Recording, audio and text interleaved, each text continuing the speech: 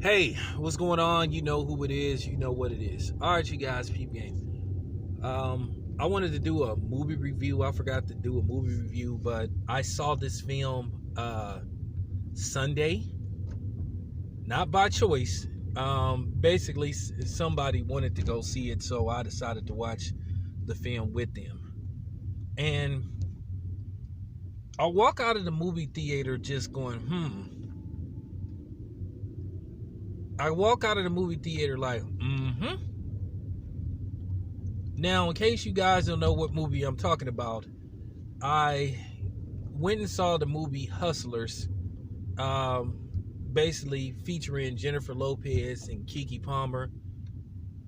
There is a cameo appearance by Lizzo, whatever the hell her name is, and Cardi B. And I'm going to get to Cardi B at the end of this video. Now, basically, it tells the tale of basically an Asian stripper. Basically, she's an Asian stripper, and I guess she moves to New York, and basically, at first, she has trouble adjusting to working at strip clubs. She starts off not making a lot of money, or basically, when she makes money, the club takes a big percentage out of her basically her performances. She gets to perform in the VIP room, and basically, to make a long story short, they tax her. But what happens is she aligns herself with a veteran stripper played by Jennifer Lopez, and Jennifer Lopez sort of like helps put her on, helps her establish herself. It get to the point where they may do something strange for some change and whatnot. But this movie takes place, I think, like in the early 2000s, maybe the late 90s, and it goes all the way up, I think, till maybe possibly 2013 or something like that, 2013, 14, something like that.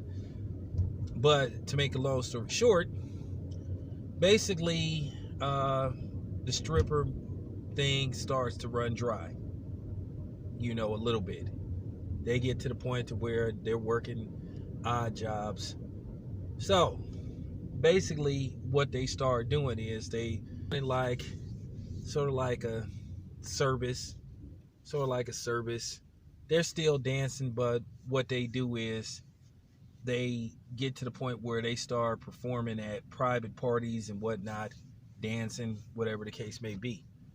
But what they do is they start drugging the clients. Basically, they give them this kind of drug. Basically, it just knocks them the fuck out. And basically, they swipe their card, and they take as much as $25,000 to up to possibly $50,000.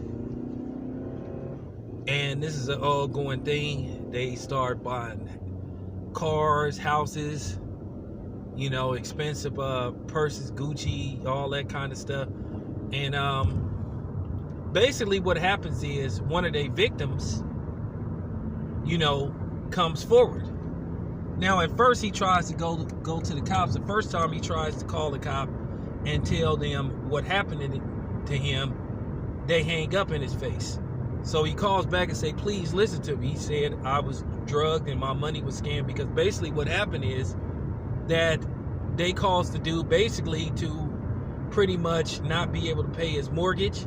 He had a young son, and basically he was in debt. So after forcing the police to basically,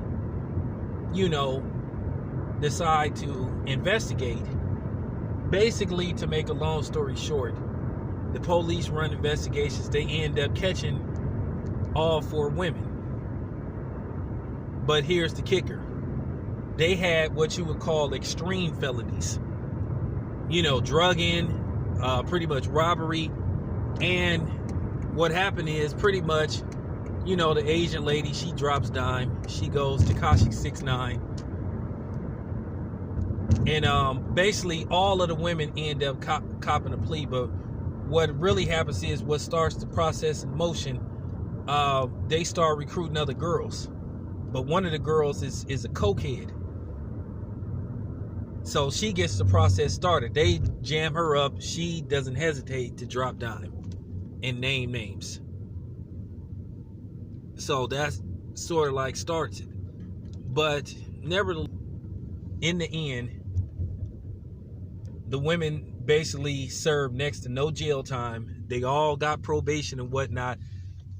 The only jail time they really got was a couple of them got weekends in jail and 5 years probation and whatnot. So basically, it just goes to show you the double standard when it comes to these type of things. Now, let me have been drugging women and running up their credit cards up to $50,000. Anything past $500 in California, scamming is considered a felony. These women stole hundreds of thousands of dollars from people,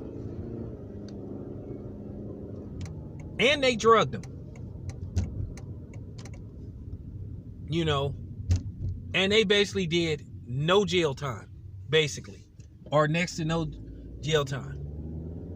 Now, it's a gender thing, because pretty much all their clients were white.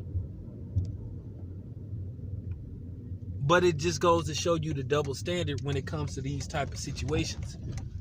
Now, to a certain degree, it has something to do with race, depending on who the person is. And it make you think about Bill Cosby.